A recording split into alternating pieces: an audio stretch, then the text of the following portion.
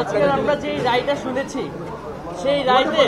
শহীদ পরিবার এবং আহতরা সম্পূর্ণ সন্তুষ্ট অর্জন করা সম্ভব হয় নাই।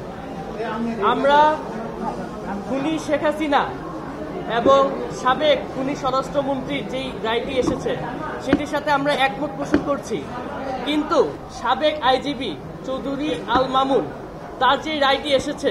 তাকে সেটি আমরা প্রত্যাখ্যান করছি এবং সেই রায়ের বিরুদ্ধে আমরা আমাদের শহীদ পরিবার এবং আহতদের পক্ষ থেকে আমরা উচ্চ আদালতে আপিল করব এবং আমাদের ইচ্ছা সেই চৌধুরী আল মামুন সাবেক আইজিপি তাকে ন্যূনতম যাবজ্জীবন কারাদণ্ড দেওয়া হোক। ডাবল ধামাকা অফার, ওয়ালটন ট্যাবলেট পাওয়া যাচ্ছে নতুন ছাড়কৃত মূল্যে।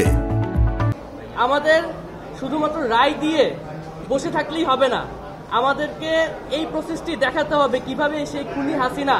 এবং খুনি সাবেক স্বরাষ্ট্রমন্ত্রীকে দেশে এনে ফাঁসিতে ঝুলানো হবে